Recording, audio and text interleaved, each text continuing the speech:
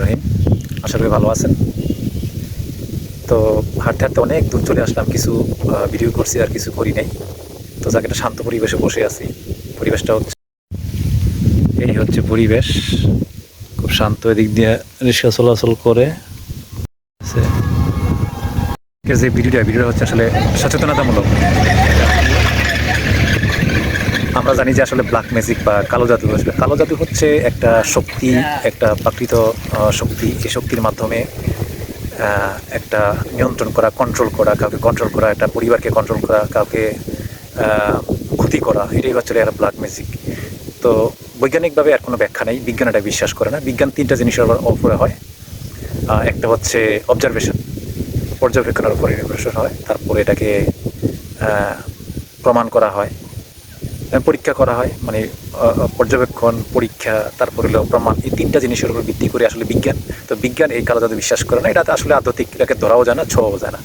কিন্তু হাদিসে স্পষ্টভাবে এবং নির্দিষ্টভাবেই এর প্রমাণ আছে। নবী করিম সাল্লাল্লাহু আলাইহি সাল্লামকেও জাদু করা হয়েছে, উনিও জাদু থেকে বাঁচতে পারেনি। শত্রুরা, ইসলামের শত্রুরা, হুজুর মুহাম্মদ সাল্লাল্লাহু আলাইহি সাল্লামের যে জনপ্রিয়তা ছিল, ইসলামকে ছড়িয়ে দেওয়ার যে সময় খুব কাজ করছিল, এটা সাধারণত হিজরতের পরে মদিনার যুগে হুজুর পাক সাল্লাল্লাহু আলাইহি সাল্লাম এই যখন ইসলামের দাওয়াতের কাজে কাজ করতেছিলেন, তখন একজন ইহুদি, সে নিজেও জাদু জানতো, কিন্তু সে শান্ত স্বভাবের ছিল। গোপনে শত্রুতা করে হুজুরকে জাদু করা হয়েছিল। তার নামটাও ছিল লাবিদ ইবনে আসাম।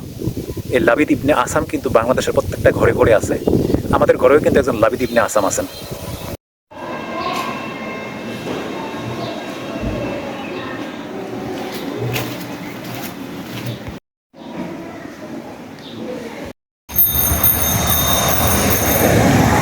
বিশ্ব রোডে চললাম না হাঁটতে হাঁটতে।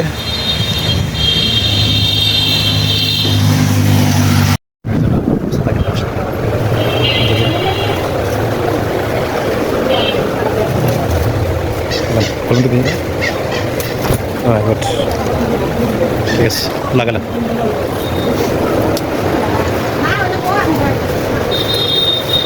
লাগালাম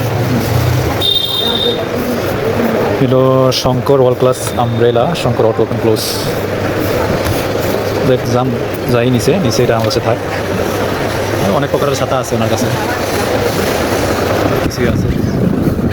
টনিকে চাইছিলাম ভিতরে পরে, তারপরে রিভিশনে কিনে হয়েছে।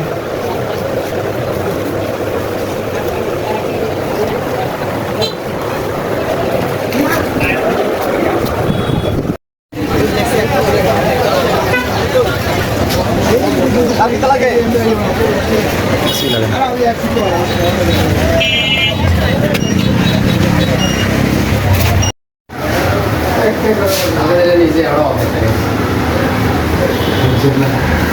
এই লাবিদ ইবনে আসাম একজন ইহুদি। এখন প্রশ্ন উঠতে পারে, লাবিদ ইবনে আসাম এই ইহুদি মদিনায় কোথা থেকে আসলো? তখন হিজরতের পরে মদিনায় যখন হুজুর পাক সাল্লাল্লাহু আলাইহি সাল্লাম ইসলাম প্রচার করতেছেন, তখন হুজুর পাক সাল্লাল্লাহু আলাইহি সাল্লামের যে জনপ্রিয়তা এবং ইসলাম প্রচার যখন করছেন, তখন শত্রুতা তৈরি হয়। ইহুদি কিন্তু শুধু মদিনাতে না, সারা পৃথিবীতেই ইহুদি আছে। তবে প্রধান যে কতগুলো দেশ আছে, যেমন ফ্রান্স, রাশিয়া, যুক্তরাষ্ট্র, এবং একমাত্র ইহুদি দেশ হচ্ছে ইসরায়েল। এখন আমরা অনেকে তালগুল পাকাই ফেলি যে যুক্তরাষ্ট্র, আমেরিকা এবং ইসরায়েল দুইটা মূলত দুই দেশ হলেও আমি মনে করি দুইটা এক দেশ।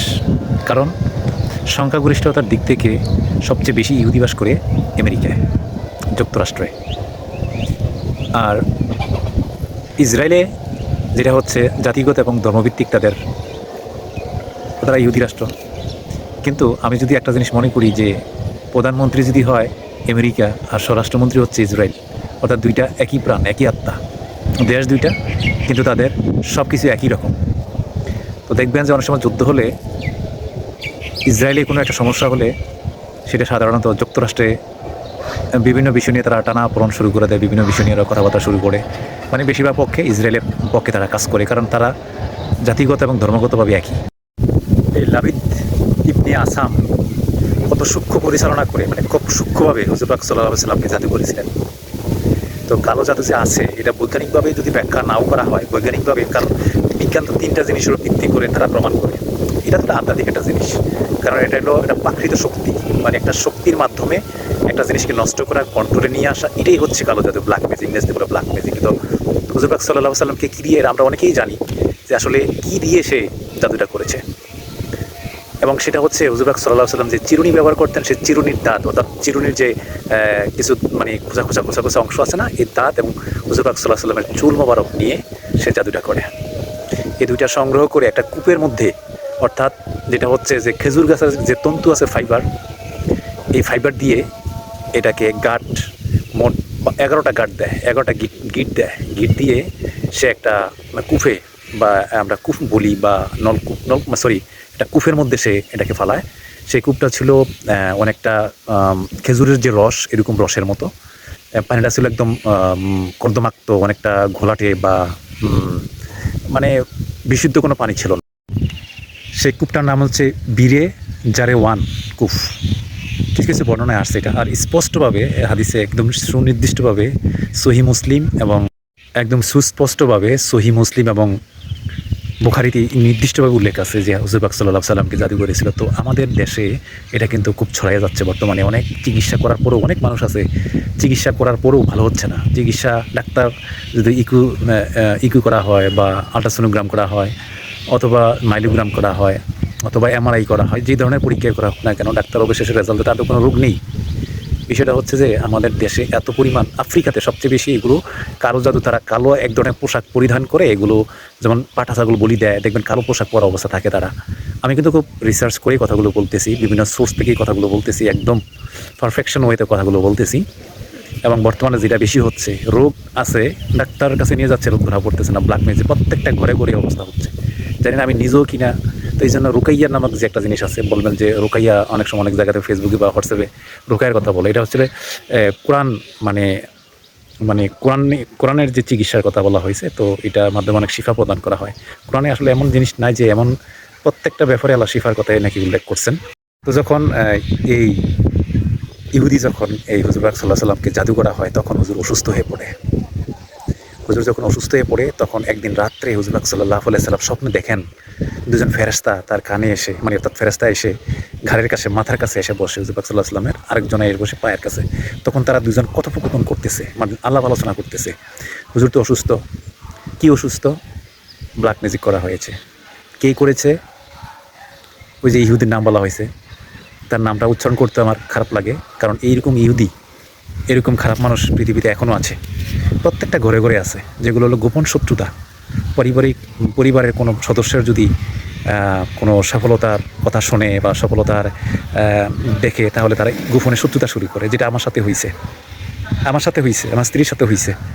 তো এই ধরনের শত্রুগুলো আল্লাহ যেন দুনিয়া থেকে এভাবেই বিদায় করেন আর কি, একটাই কাম্য। এই লাবিদ ইবনে আসাম কি করছে? তো এগুলো সংগ্রহ, হুজুর পাকের এগুলো সংগ্রহ করে কীভাবে সংগ্রহ করছে, মানে এই যে চুল এবং চিরুনির যে দাঁত, এটা 11টা গাঁট দেন, 11টা গিট্টু দেন তন্তু দিয়ে, মানে খেজুর গাছের আঁশ বা ফাইবার দিয়ে এটা কিন্তু বাধাই করে সেই কূপের মধ্যে ফালানো হয়। তখন স্বপ্নের মধ্যে যখন দেখতেছেন, তখন জায়গাটার নাম বলা হয়েছে, কে করছে এগুলো স্বপ্নের মাধ্যমে, এগুলো আল্লাহ হুজুর পাক সাল্লাল্লাহু আলাইহি ওয়াসাল্লামকে দেখাইছেন। দেখানোর পরে এর পরের দিন সাহাবাদেরকে নিয়ে ওই কূপের মধ্যে যান, বীরে জারওয়ান কূপ, এই কূপের মধ্যে যান, যাইয়া সেটা ওইটাকে সংগ্রহ করেন। এটা মানে একটা পরিত্যক্ত জলাধার বা পরিত্যক্ত নোংরা একটা ইয়ার মধ্যে, কূপের মধ্যে রাখানো হয়। ওইটাকে উঠানো দেখলাম যে হুজুর পাক সাল্লাল্লাহু আলাইহি ওয়াসাল্লামের চুল এবং যে চিরুনি ব্যবহার করতেন, ওই চিরুনির যে দাঁত, চিরুনির যে ফলাগুলো, এগুলো দিয়ে এগুলো সংগ্রহ করা হয়। তখন মোট দেখলেন যে ওই যে ফাইবার দিয়ে 11টা গাঁট দেওয়া হয়। তখন হুজুর পাক সাল্লাল্লাহু আলাইহি সাল্লামের কাছে ওহী নিয়ে আসলেন। আপনারা জানেন যে ওহী হচ্ছে আল্লাহর সরাসরি নির্দেশনা, আল্লাহর সরাসরি আদেশনামা। হুজুর পাক সাল্লাল্লাহু আলাইহি সাল্লামের কাছে আসলো, তখন সূরা ফালাক ও সূরা নাস নাজিল হয়। সূরা ফালাক ও সূরা নাসের মধ্যে মোট 11টি আয়াত আছে। ওই 11টি গিটের মধ্যে 11টি আয়াত, অর্থাৎ আল্লাহ পাক রাব্বুল আলামিন এই সূরা ফালাক এবং নাসকে নাজিল করছেন এটাকে শিফা প্রদান করার জন্য, এই জাদু থেকে, মানে এই জাদু থেকে মুক্ত হওয়ার জন্য। যখন একটা আয়াত পড়ে একটা গিট ছুটে যায়, এরকম আরেকটা আয়াত পড়ে আরেকটা গিট ছুটে যায়, এরকম 11টা আয়াত পড়ছে সূরা নাস ও ফালাকের মধ্যে। পড়ার পরে একটা একটা করে প্রত্যেকটি ছুটে যায়, ফলে এই জাদু থেকে রাসূল সাল্লাল্লাহু আলাইহি ওয়াসাল্লাম মানে মুক্ত হন। এই জাদু করার ফলে যে জিনিসটা সবচেয়ে বেশি যে সমস্যাটা হয়েছে সেটা হচ্ছে যে হুজুর পাক সাল্লাল্লাহু আলাইহি ওয়াসাল্লাম যেই সমস্যার সম্মুখীনটা হচ্ছেন বেশি, যে মনে হচ্ছে যে স্ত্রীদের কাছে গেছেন। হুজুর সাল্লাল্লাহু আলাইহি ওয়াসাল্লাম একের অধিক স্ত্রী ছিলেন। এটা যদি আল্লাহর আদেশে, আল্লাহর হুকুমে বাকি বৈবাহিক এই জাদু করাতে যে প্রবলেমটা বেশি হয়েছে সবচেয়ে বেশি, সেটা হচ্ছে হুজুর অসুস্থ হয়ে গেছিলেন এবং এখানে ভুলে যেতেন, অর্থাৎ মনে হচ্ছে এই কাজটা আমি করেছি, আসলে বাস্তবে এটা করেনি, অথবা মনে হচ্ছে যে আপনি হুজুরের কাছে স্ত্রীদের কাছে গেছেন, আসলে সে জাননি। এই ধরনের একটা অসুস্থতা সে, কিন্তু দিনই কোনো কাজ, নামাজ, রোজা, হজ, জাকাত এগুলাতে কোনো প্রবলেম পড়ে নাই, এগুলাতে কোনো সমস্যা হয় নাই।